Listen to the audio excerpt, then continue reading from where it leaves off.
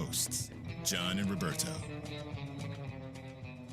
Welcome, everybody. Welcome. Boroughs and Burbs, episode 112. I'm your host, John Engel, and I'm joined by my co-host, Roberto Cabrera in New York, coming to you from world headquarters on the Upper West Side of Manhattan.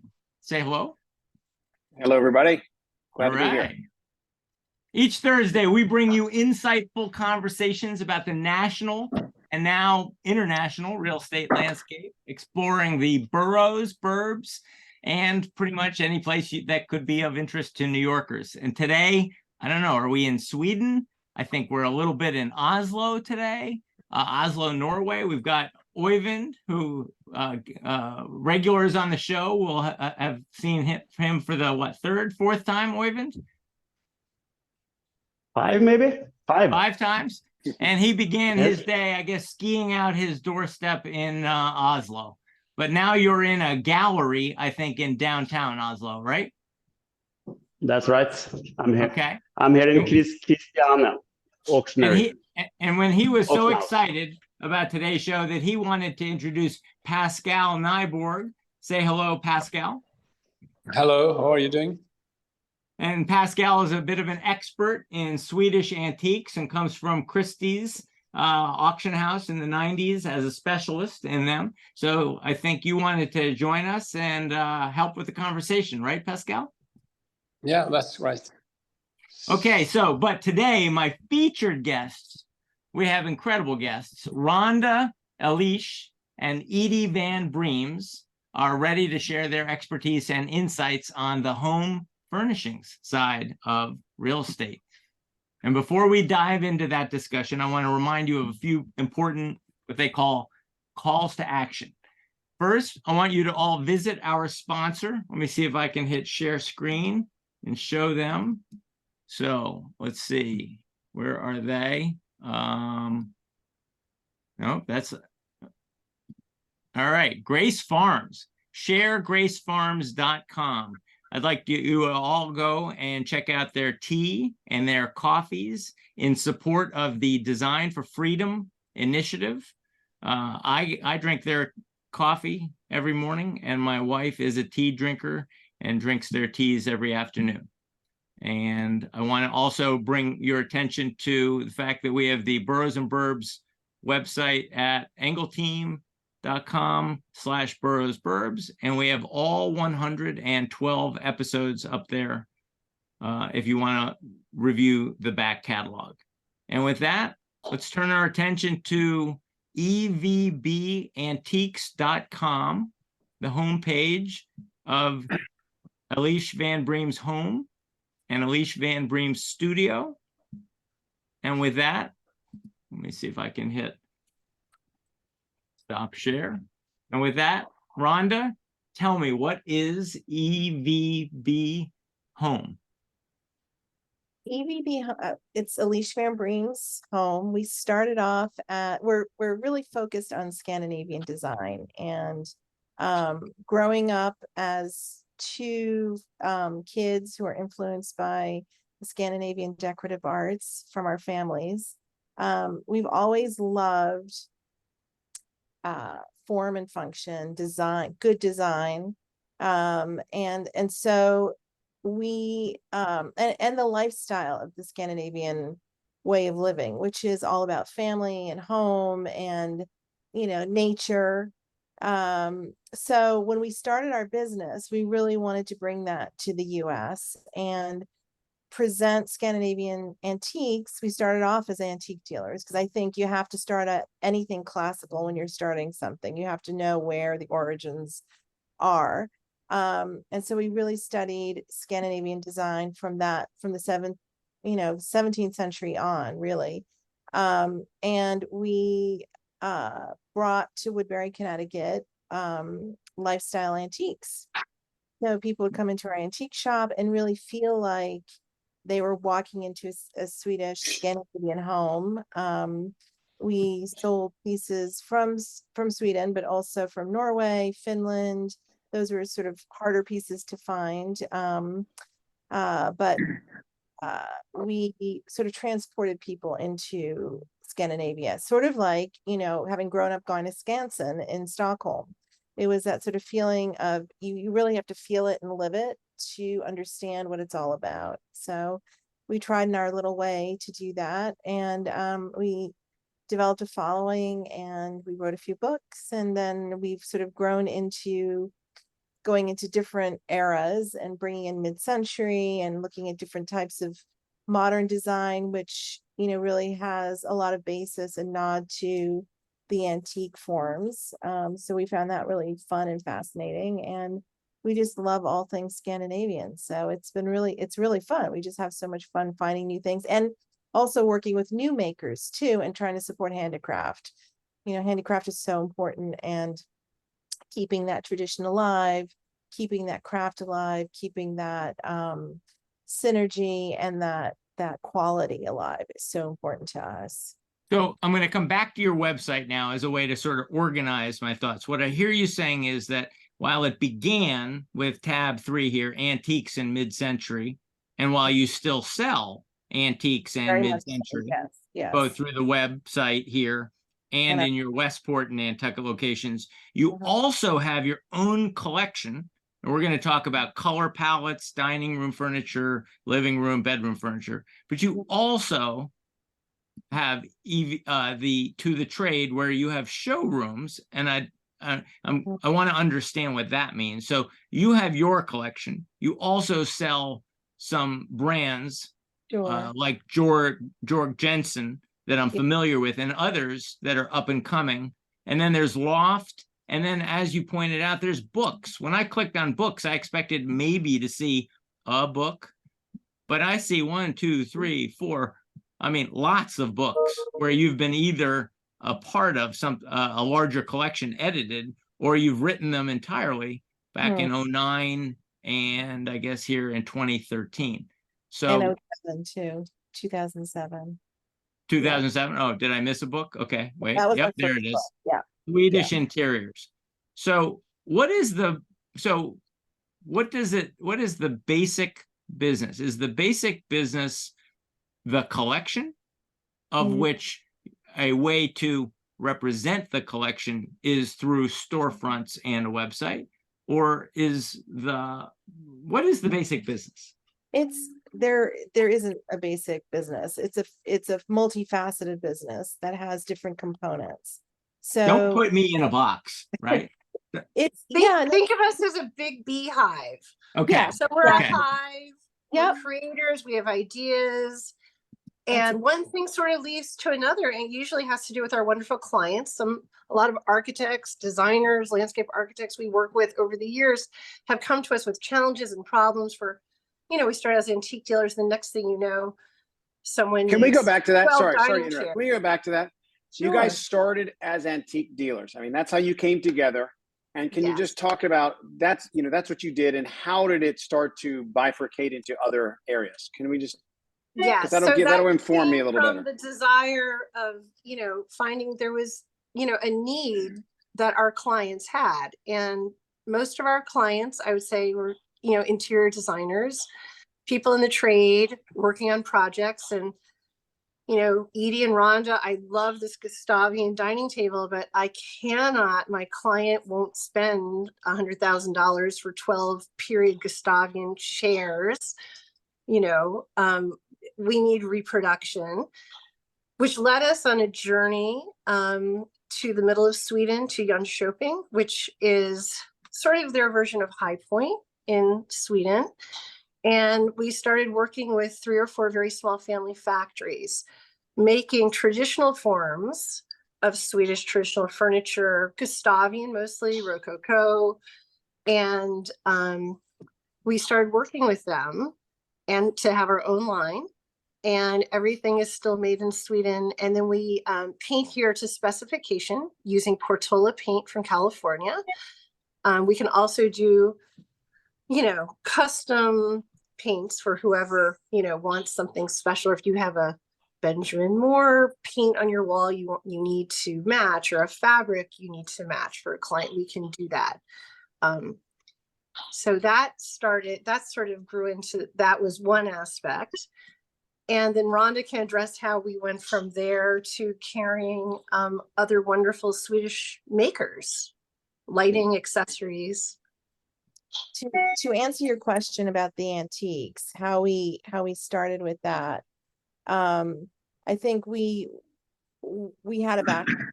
We grew up with Scandinavian design, and we both grew up together. We met each other in the 5th grade, so we knew each other for many, many years, and we were best friends. And we had a love for the Scandinavian decorative arts, and my great aunt was a dealer in Stockholm.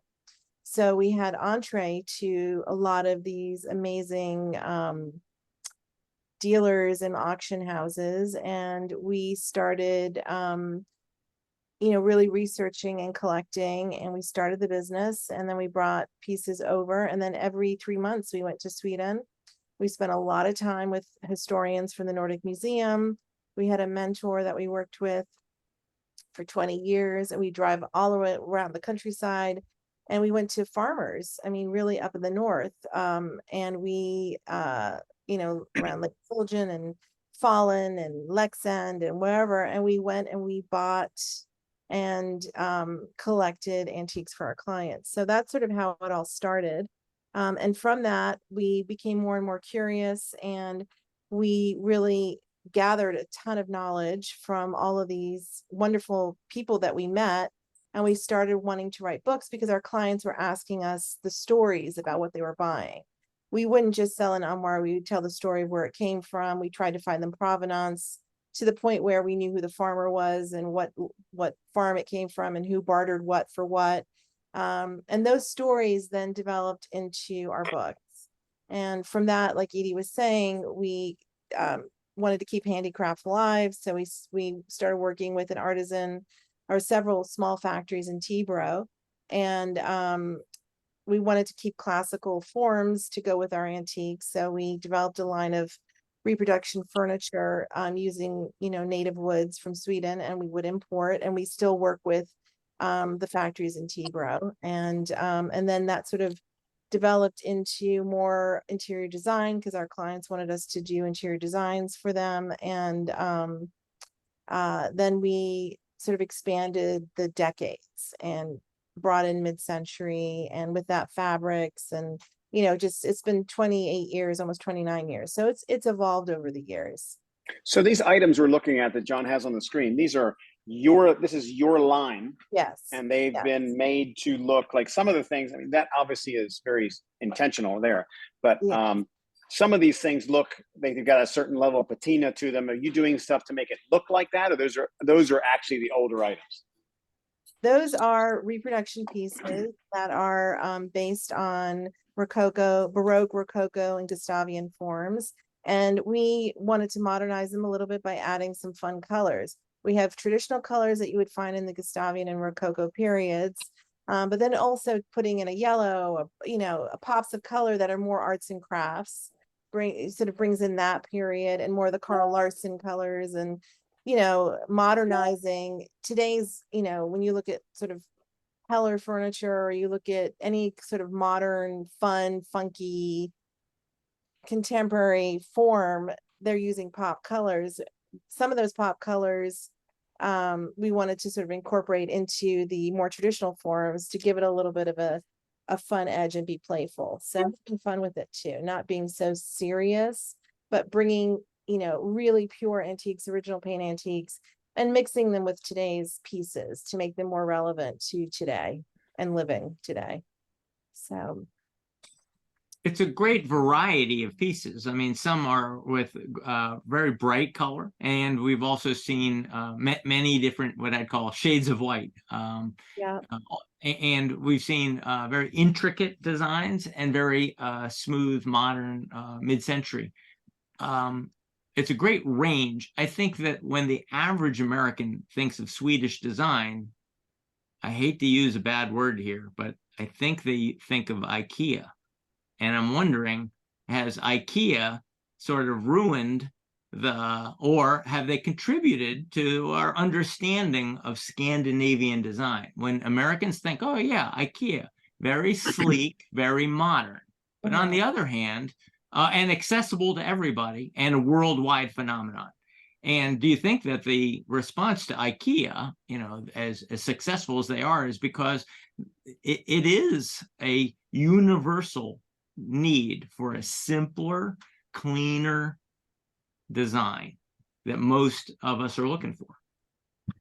Well, I think that is the basis of all Scandinavian design, good design for everyone and form and function. So from IKEA to, you know, the purest forms of Gustavian, Rococo, or any other Carl Johan, any other period in Scandinavian design, it's all about those same basic components. Good design for everyone. So IKEA speaks to that. You know, it's all, they were the first people to flat pack, you know, holler to IKEA. They're great. And, you know, it's a fantastic company to have worldwide. They're very focused on sustainability and all those things, which is fantastic. And, you know, I think it's introduced Scandinavian design to a whole world, which is great. And they are very translatable to, and a lot of Scandinavian interiors have a fine original paint piece that they inherited from their grandparents, but then next to it, they have an IKEA chair. So, hey, you know, it all works together, and that's the whole Is point. it fair to say, though, that after I graduate, say my 20s, and I'm shopping in your Nantucket store or your Westport store, IKEA isn't quite meeting the need. It's not something I can put in my Nantucket home alongside the fine piece of furniture. And from that we said, oh, I need functional chairs. You know, I don't need $5,000 chairs around the dining room table. I need good, solid, you know, Swedish design, and I can't go IKEA. Right? But you know, you can go IKEA, and you can go contemporary, a master craftsman that maybe you know, commissioned to do a piece, some Scandinavian incredible furniture maker, or maybe you invest in mid-century Scandinavian maker. The whole thing is that in Scandinavian design, you mix. So it's all about mixing and the eclecticism about your lifestyle, John. There's no, I could, I can't, I shouldn't. Oh no, I can't put that next to this. That's not how Scandinavians live. They live beautifully, they live practically. It's about what moves them. And you can put, you know, fine art next to an IKEA stool, next to a. Do we have an example of something like that? It's all about the mix. It's all about the beauty of mixing beautiful things that you love, you know, good design. Is there something on your website that has that conflagration of all of those things that I can see? Well, here's their Instagram page. It sounds confusing to me. Not that it doesn't come together and it's unbelievable, but it just sounds. We don't have any IKEA pieces on our Instagram page, so you don't. I'm sorry for that. Okay. We are updating our website. We have all this new inventory that, you know, is not on the website. So our apologies for everything looking not as comprehensive as it really is in the stores. We encourage everyone to come to Westport and Nantucket to visit us, of course. And how I'm living, I'm sitting on an IKEA sofa right now. I have 19th century Scandinavian textile above me. I have an Ames, sorry, you see my water bottle. I have an Ames, you know, chair here. I have Joseph Frank on the wall. You know, you can see, there's my IKEA sofa. So it's, I mean, good form for everyone. You mix, and it's about having the confidence to look at good design. And there are things at IKEA that are beautifully designed, and why not put it in your house? Why not have it mixed in with a fine piece of you know, a 19th century or an 18th century armoire that is beautifully painted and constructed? It's all about the confidence to mix and having that eye and develop that eye, and not to be fearful, because really it's about design. You're not going to look in 100 years and go, oh, that's an IKEA piece. You're going to be like, oh, that's a really interesting piece. It was made by Ikea, and it's, you know, it's about it's more about a confident feeling of how you want to live. Like Edie was saying, you know, I want to have certain pieces around me, and I happen to love that table. I'm not going to be upset that it's like having a Gap t-shirt with an Hermes loafer. It works beautifully, and if you feel it and it works, go for it. You know, there's no rules. But does any of this, for lack of a better expression, does any of it shout to a budgetary constraint? I couldn't get, you know, all of the really nice old stuff, so I got this thing at Ikea, and I, you know. Oh, I don't think so at all. I think that Not at all. yeah, I think I want the look, but I want the functionality. And I've got some antiques in my house that you can't sit on, Roberto, because they would probably fall apart, you know, underneath you. So I need to have good, sturdy furniture in my dining room because of the way it gets used. But, you know, some of the other pieces, I think the less sturdy pieces, I could put perhaps to the side in my living room. They're mostly for looking at and occasionally sitting on. No, so I totally get it. And I don't want to necessarily put a piece of Ikea as the centerpiece of my living room. You know, I want you know, Ikea has a place for it, but I think as my tastes got more sophisticated as we got older and we had more budget and more wherewithal, we wanted to get better pieces. We wanted to upgrade. And how do you upgrade if the next step is a 200-year-old tapestry? And I think you're fitting that middle of the market where I want to upgrade, but I don't necessarily have $20,000 for a piece. I think you can mix. Yeah. Sorry. Yes. I think you can mix everything. I mean, I have myself the coaches that are from Ikea. And I have an 18th century chest of drawers from Sweden and some Danish Louis XVI chairs next to it. So I think it's possible to mix everything. Absolutely. And, you know, you'll always find those that are collectors and pure collectors who only want, you know, 18th century, 19th century, 17th century pieces. And there is a market for that. And there are people who are purists. And we speak to that too. You know, you speak to every facet of collecting, and it's really about collecting. Maybe you can't fill your whole house with antiques at this moment, or you know, an Arne Jacobsen something or another. But it's the fun of collecting, and it's the fun of doing it over time that I love doing and Edie loves doing. And it's okay with Scandinavian. It's normal with Scandinavian design to be able to, it's just about having the confidence and putting it together and the humor and the personalization. This is what people get when you said, oh, I'm a little intimidated about this show and Scandinavian design is so serious. No, it's not. It's whimsical, it's humorous, it's personal. People personalize things. Everything, you know, what I love is that, you know, the almoga, the folk furniture, everything was personalized for a child, a wedding, a baby, a harvest, whatever you're going to celebrate, you know, was made specifically for that couple or that person or that baby. And there's always some little whimsical thing or a little hidden joke. And, you know, Scandinavian art and color is of textiles are so vibrant and colorful and fun. And, you know, it's not all serious. And I think, so I'd love to touch on that. Maybe Pascal, you could help us with, you know, from your perspective about that sort of aspect of Scandinavian design that you see throughout history as we do. Yeah, I mean, I think it's very whimsical because a lot of things are personally made. Normally they got a chest for their wedding for all the linen, and you have some painter paint it for you the specific way you wanted it, and they have their initials on it and the year they were married and everything. You have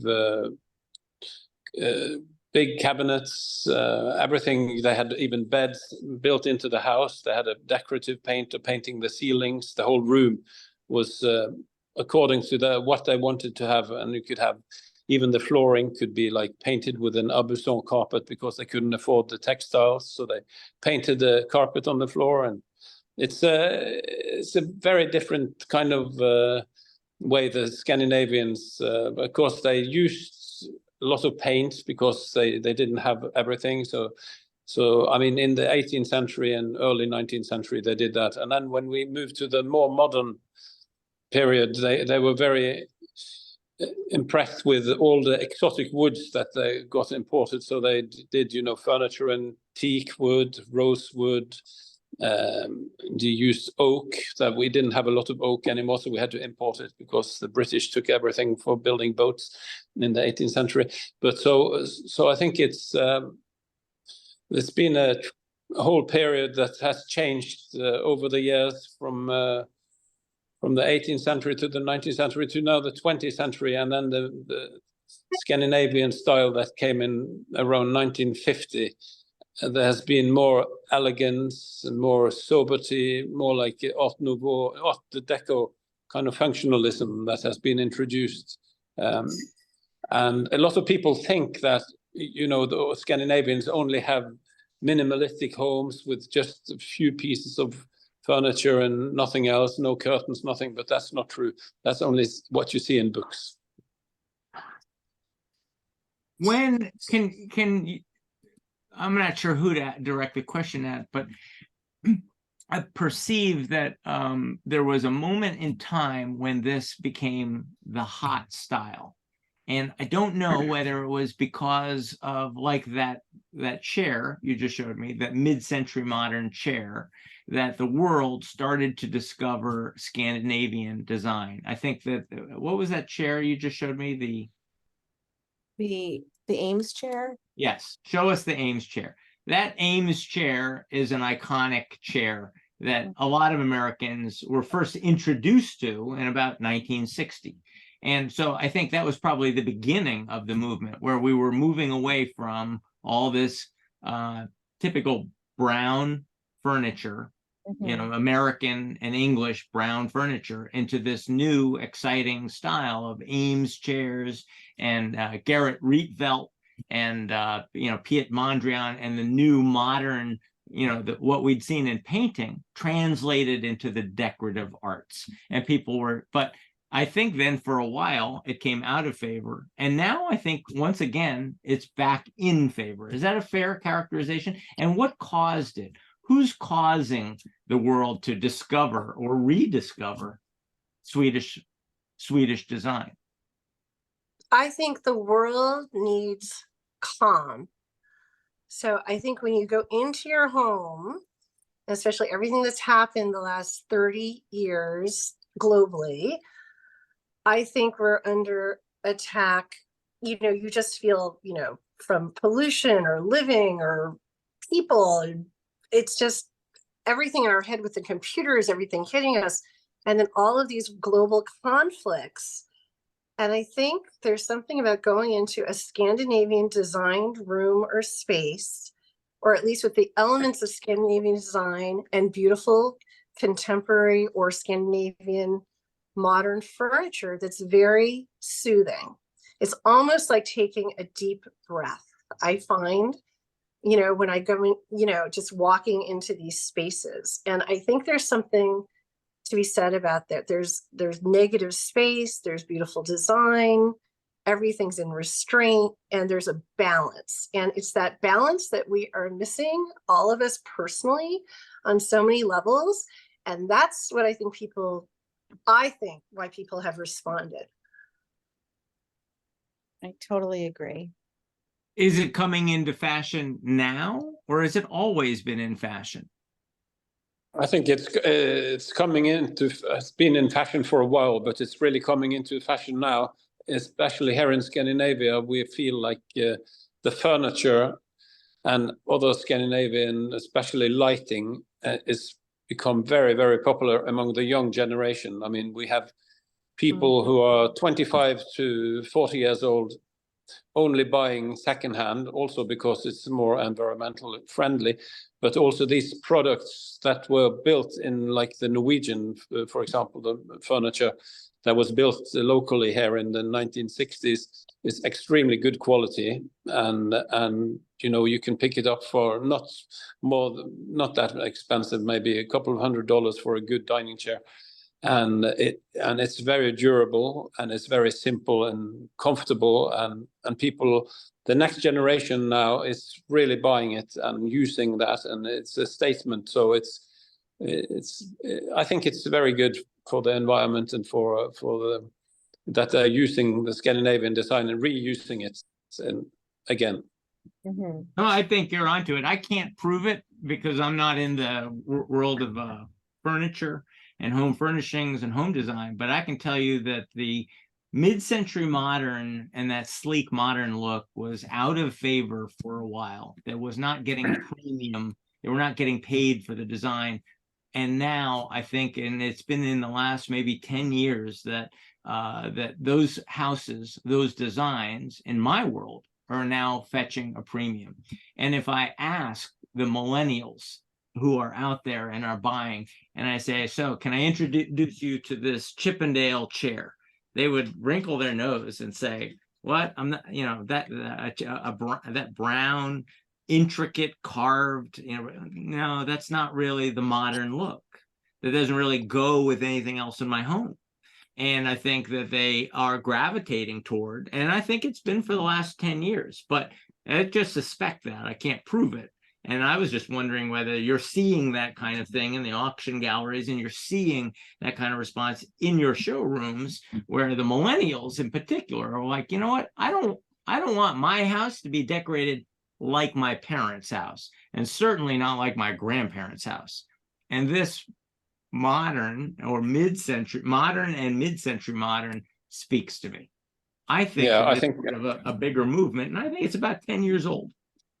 I think you're right. I mean, it's a big change now. We feel it in the auction business that 18th century stuff, unless it's a very good design or by a good maker, it's very hard to sell. The 19th century stuff is worse, and now the mid-century stuff is really going, if it's in good condition and great design, I mean, it's going way up, and it's a whole new generation. We get new people coming in, and that we've never seen before in the auction business, buying these things. And also not only furniture, but also porcelain, ceramics, cutlery, simple design, silver, Georg Jensen, Danish stuff, Swedish, Finnish. Finnish have very good design as well. Some very good Norwegian designers from 1960s, 70s is doing really well. But so did you not? You just said that the mid-century stuff is selling really well, but the older things aren't selling as well. So I'm just curious. Doesn't that mean it's out of favor, or are we just talking about select pieces for designing a room, like John was explaining? I think in our business, I mean, quality is the first thing. I mean, when you go to real collectors, I mean, a fantastic 18th century, 19th century, and 20th century, doesn't matter. If it's the best quality, it will always do well, even though if it's not in fashion. But I mean, the best makers and the best pieces of furniture always sells well. There will always be a collector out there, but the movement now is more towards mid-century and 1960s, 70s, very good quality seating and cabinets and I mean applied arts and kind of silver and everything is become very popular, because there is a new generation coming into the market. The people who are 70, 80 years old are moving into the smaller flats with lots of windows, no wall space, and they don't need that stuff anymore. So it's a lot of objects coming on the market, and it's hard to get rid of for the price that they paid for it. So I mean, people will have to take a loss there, and then there's the new generation who wants different things. So we have to go and look for other objects than we used to look for. See, we're finding, because we're in America. So the houses are, new, a lot of them that we are helping people furnish. And it's interesting, we're finding we've had the best sales of antiques, Gustavian and Rococo mirrors and furniture that we've had in years. But I think that's also because we are in, on the East Coast of America. Yeah. And, it's sort of a different way of using the furniture. And obviously always these gorgeous mirrors we have, they are stunning, whether you put them, in a Park Avenue apartment or whether they're in a country home, in New Hampshire. Yeah, Maine. They're beautiful. All the small objects like mirrors, they do really well here as well. I mean, it's like a big brown cabinet. No, we understand. Yeah.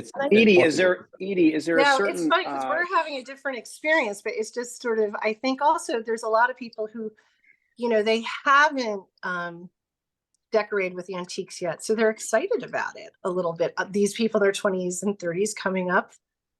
So that's the Rhonda, demographic that you're talking about. You're talking about a younger demographic, 20s and 30s. This is where you're seeing the flow. 20, all across the board. All across, what we're doing with our interior design focus, our philosophy for our interior design division is that we're trying to show interiors that are mixed. So it's not about one period, being pure to one period. It's really the transitional European flavor. So people are having much more of a confident way of approaching their interiors where they're not getting stuck in, I want a French country house, I want a Scandinavian house, I want only mid-century, Art Deco, whatever it is. It's really about, again, going back to being a collector, collecting the pieces that you enjoy and putting it together. So there is that sustainability component that's very big in the younger generation. They're really looking at antiques again because it's sustainable. So they're really investing time and energy in learning about the decorative arts and incorporating pieces that they either inherited or that they're collecting or they're getting at the flea market, whatever it is, but they're mixing it into their interiors. So I think it has more to do with that sustainability component. And also, what we're trying to show out there is you can mix, you can don't be stuck in one period. And we're seeing that happen with a lot of colleagues who are designing as well. They're taking a more European approach to interiors, I think, is happening here in the US. I feel the same here actually now, because we have a lot of interior architects who are buying stuff there and bringing in clients, and they want to mix something from the 18th century, 19th century with modern stuff, and also using antique textiles with modern textiles, and so it's a new interest, and also the sustainability is very, very important issue now, and a lot of people are not for buying everything, lots of copies made in China or something for a Rococo thing or something. They don't want that. They want something made in Europe or Scandinavia, and that they can repaint or they can reuse. It's very important for them.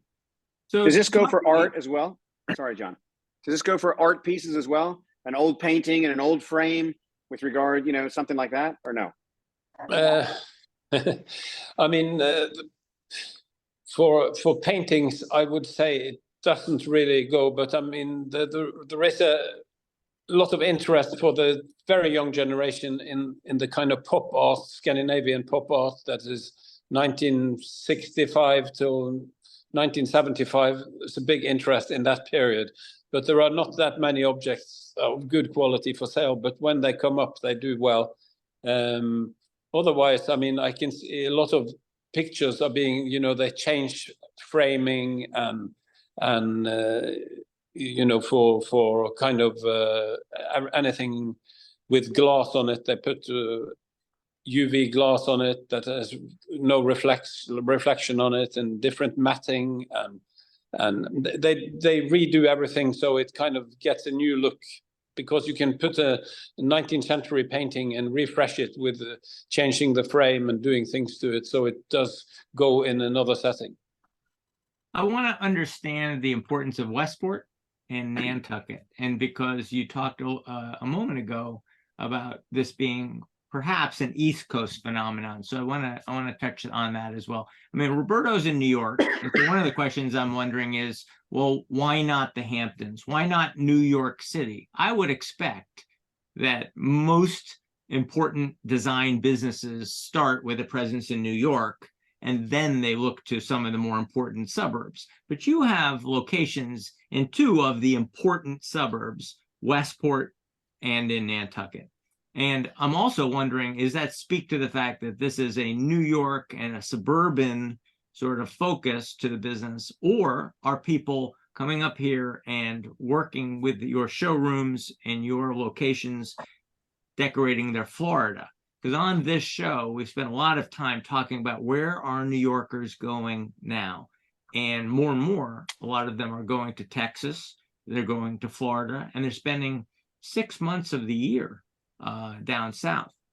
It occurs to me that this translates very well to my Florida house and to my Texas house and to my Hilton Head house. And yet you have two locations, both in New England. So let's talk about the Westport idea and the Nantucket, and why two.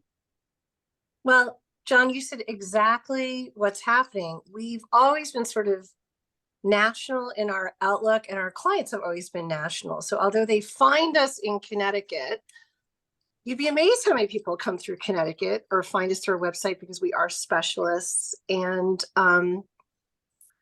so we've been in business almost 30 years. So we are known within the industry. There aren't that many Scandinavian specialists really in America.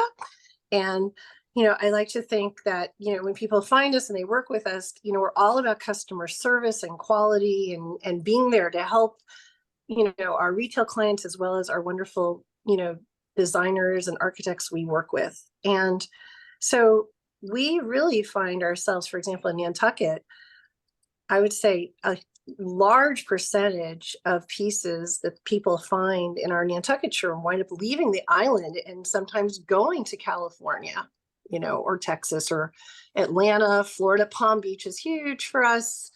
Obviously, Manhattan, Chicago. So that's sort of that. And in terms of why we didn't open in New York City, we've always been New York centric. All of our clients really have had country homes. We started in Litchfield County. We're just actually opening a third showroom. Our third retail location is opening in New Preston at the end of the month. So we're going to have 3 locations, which we're very excited about. And if you don't know Litchfield County, it really is the anti-Hamptons. So rather than, beach and farms and all that, really Litchfield County is beautiful, estates tucked away, hundreds of acres, tons of privacy. It's for people who don't want to be seen and see anyone on their weekends. So we've been very blessed getting to know tons of wonderful New York clients and international clients. We have clients from London and Rome, and, anyhow. So I think Connecticut, it's not a suburban thing. It's sort of, it just happens to be where we are, where we raised our families, where we grew up in Connecticut. It's our home. It's our home. We love it. And we love Nantucket too. We grew up going there as well. You should try it, Roberto. We're only a couple of train stops away. You could come out here to Connecticut. Anytime, guys. We're here. Anytime. Let us know. We'd love that. And I was going to pop over on my lunch hour today, but I was just running a little bit behind. That's 22 minutes away from where I'm sitting. Yeah, so I think Westport, though, has always been a very important and Nantucket differently, but a very important suburb. But it does speak to the suburban nature. Do you find people are coming out and then decorating their New York apartments, or it's mostly what we do when we go to the country? Then we decorate with Swedish, in the Swedish style. We are really national, and we speak to definitely very much a New York client. We're only an hour, Westport's only an hour from New York City. So most people work in the city. and come out to Connecticut, or they have their apartment in the city and they have a weekend house in the area that we're in. So we're in the city all the time. We're part of a lot of different boards in the city. So we're very New York centric, as Edie said. And we work with a lot of we're members of the Design Leadership Network and the Decorators Club in New York. And so a lot of different clubs. So we have clients that are in the city. We have colleagues who are in the city. We do a lot of activities, you know, so you kind of look at where we are as just like a little blip to New York. So I think, and why the 3 areas, I think, like Edie said, it's a lifestyle thing. It's also for us as personally, but it's also a logistical thing. When you go multi-store and you go across to California or to Texas or anywhere else, you start having to develop a hub over there in order to have like a fulfillment hub or something. So it becomes a much bigger conversation.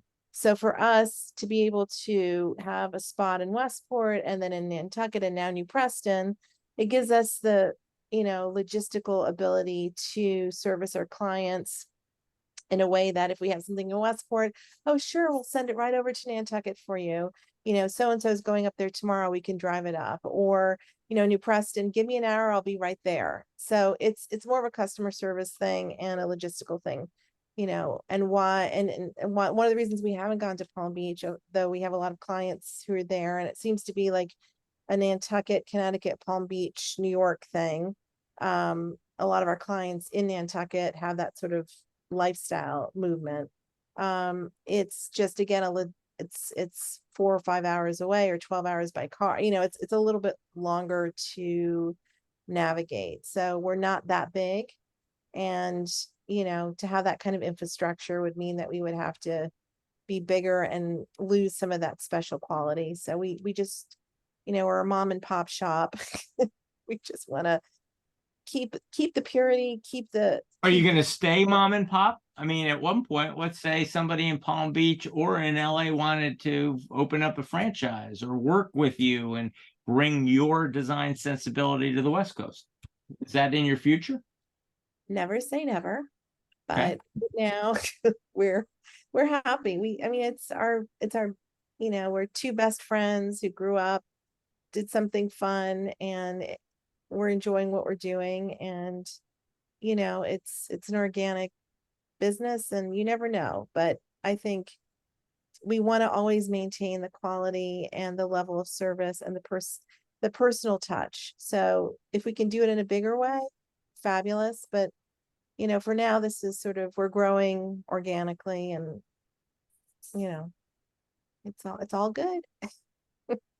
We're having fun, which is the most important thing. I think it's still fascinating to me. A lot of people had written off retail, and they said, you know, I mean, it's an amazing website. I'm going to pull it up again. It's an amazing website. It's really comprehensive. This website begins with the home, and I can shop for myself, or studio to the trade. So, and there's so many different categories, and they're so full. So it looks like a comprehensive resource for either my designer or myself. Yeah. And yet, so it would cause some people to say, why have a studio? Why have a showroom? And yet I would imagine that it's very important for a lot of people who start on the website and they find a collection they like that speaks to them, and they find accessories, but they need to sit in the chair. They need to see how it feels and how it looks in the space. And that's why what I hear you saying is it's still necessary in the 21st century to have a physical location and meet your clients face to face and sit in the space with them and experience the chair or the chest of drawers. It's not old-fashioned. It's a necessary part of the business. In New Canaan, we have a Ralph Lauren. He's also in the home furnishings business. And I think that he drives down here personally, periodically, and checks out his store on the weekends. I can always tell when Ralph Lauren is in town because there's always a fancy car parked out in front of his flagship store. But even Ralph would be even though he's selling on a worldwide basis, still understands the importance of having a physical retail presence. So talk to me about the importance of the physical retail presence. That's why Ralph is Ralph. Ralph is Ralph because Ralph is the ultimate retailer. Except the only one who's more of an ultimate retailer than Ralph is my best friend, Rhonda Eleish, right here on this show. We're crazy. We love retail. We love telling the story. We love talking about the product that we fell in love with, and all these Scandinavian skull tuna and this crazy pottery we work with, again, Eleish, and all these personalities. We've just met all these incredible Danes and Swedes who make these incredible, beautiful products that we sell. And we love telling their stories. And that's best done face to face. And meeting clients, though. I think it's about the client, right, Rhonda? We love all about the personal touch, the stories, meeting the people. I mean, you really lose sight of your business if you don't have a connection to who your market is. And that's what people always say about us, is that we're very approachable. We're very low key, chill. We don't even have business cards. We're so like, it's about just talking to people and telling stories and listening to people tell their stories and connecting. And we had a while when we weren't brick and mortar, and Edie and I both went nuts. We were completely lost because we didn't have that connection, and it's awful. And brick and mortar is hard. It's like being in the restaurant business. It's I think that's a harder business, but it's definitely being grounded and hearing and listening and communicating. And so that's so important. That's key. That's really key. Yeah, I agree with that. It's very important to have the client touch, and also for people when they come in to see an antique or something, to feel the patination, to see the wear of the piece, and it has some kind of artsy, kind of good feel to it. When you see it, when you touch it, it's a different thing than looking at everything on the internet or just a photograph. You have to see it. You have to pull a drawer. You have to see how it's made, feel the wood. And I think it's very important. And then you get the personal touch with the salesperson, and you get the personal connection with the people and the materials and the merchandise. I think it's highly recommended. Yeah. Everything comes alive, in stores or the showrooms, or just touching. Patina is so important, especially with the antiques and mid-century pieces, for people to really understand the beautiful paint and the quality and the life it's lived. And it's just, there's nothing like someone coming in. It's very hard. I mean, yes, we can all shop from photographs, but I think, it's so important to educate people by having them come and visit and see, and loyalty. You build a relationship. It's brand loyalty. It's connection. And Edie and I have never been about somebody coming in and having, making them buy something. It's building the relationship, getting to know them, getting them to be comfortable with us and what they're buying, and letting them know. And some people, it's taken years to buy one piece, and they come in and eventually they're so happy to buy a piece, and they're caretakers for another generation for an antique. And that makes us feel really great. It's not about flipping things. It's about connecting and telling the story and building a relationship, really. So it's very important to have that. So I'd like to also understand why you got into, I understand that it began with the selling of antiques, and then you introduced your lines. And I understand the best way to present your lines and these antiques is physically. Why did you get into the paint business? The paint business. Well, there's several palettes that you said you contract with a paint company, and you offer these curated, these colors. And it just seems to me, well, that's an unusual direction to go in. I can show them on the screen while you're talking. I think it's a natural extension to Scandinavian design, because as it was mentioned earlier, Scandinavia didn't have the depth of pocket that, let's say, France and Italy had back in the day. And so these decorative finishes became very fashionable to mimic marble, porphyry, fine woods, because it was beech, birch, and alder and woods like that in Scandinavia. And so, you would take a pine drop leaf table and do this marbling technique on it, and it would turn into this fabulous marble-esque, Drottningholm Palace in Stockholm is all basically faux marbled and faux finished. And so paint is so important, and it comes from pigments in nature, copper, silver, indigo, you can go on zinc. I mean, you can go on forever and ever. And so, with having paint finishes that are so important in antiques, and using egg tempera to have these incredible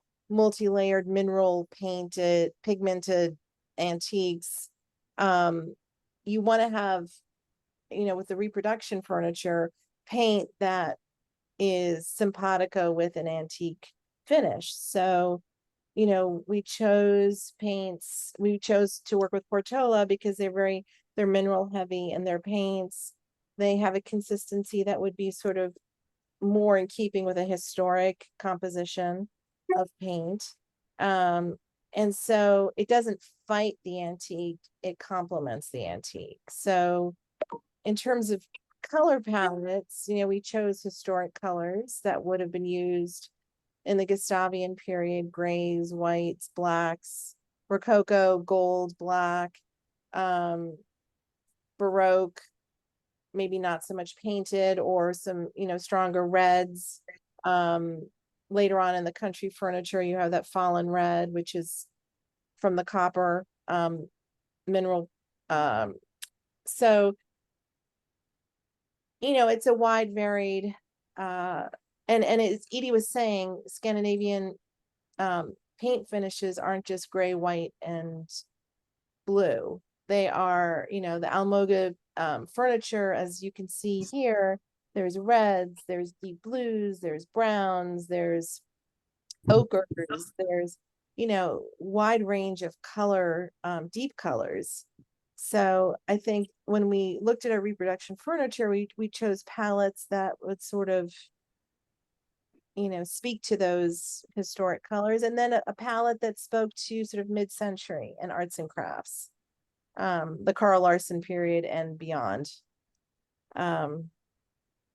So that's why we, I think, went in those directions. And Portola is a very naturally based paint, and we used to work with Farrow and Ball. They changed their compositions a little bit, so we started working with Portola.